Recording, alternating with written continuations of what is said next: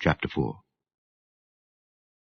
And as they spake unto the people, the priests and the captain of the temple and the Sadducees came upon them, being grieved that they taught the people and preached through Jesus the resurrection from the dead. And they laid hands on them, and put them in hold unto the next day, for it was now eventide. Howbeit many of them which heard the word believed, and the number of the men was about 5,000. And it came to pass on the morrow, that their rulers and elders and scribes, and Annas the high priest, and Caiaphas, and John, and Alexander, and as many as were of the kindred of the high priest, were gathered together at Jerusalem.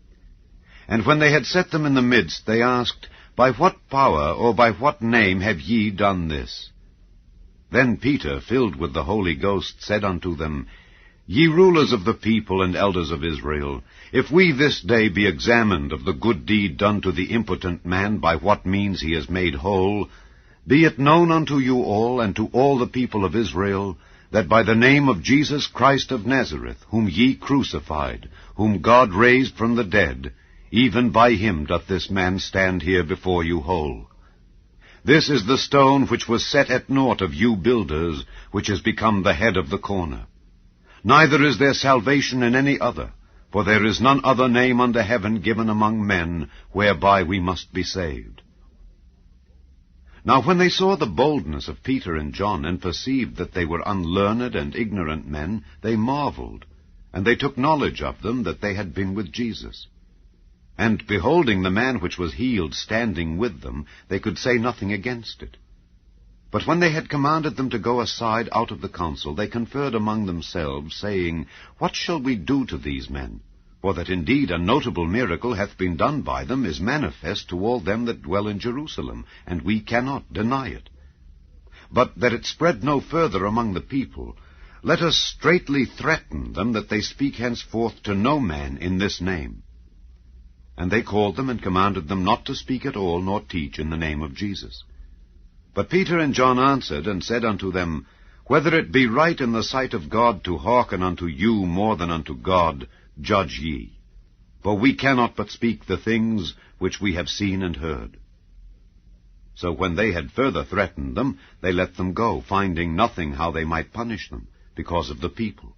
For all men glorified God for that which was done. For the man was above 40 years old, on whom this miracle of healing was showed. And being let go, they went to their own company, and reported all that the chief priests and elders had said unto them.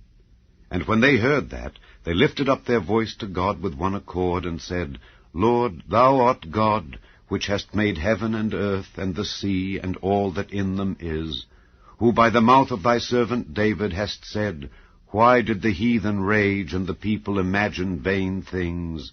The kings of the earth stood up, and the rulers were gathered together against the Lord and against his Christ.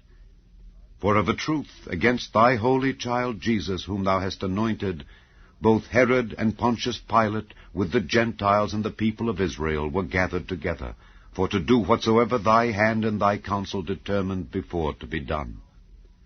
And now, Lord, behold their threatenings, and grant unto thy servants that with all boldness they may speak thy word, by stretching forth thine hand to heal, and that signs and wonders may be done by the name of thy holy child Jesus. And when they had prayed, the place was shaken where they were assembled together, and they were all filled with the Holy Ghost, and they spake the word of God with boldness. And the multitude of them that believed were of one heart and of one soul.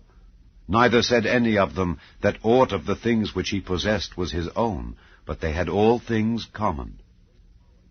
And with great power gave the apostles witness of the resurrection of the Lord Jesus, and great grace was upon them all.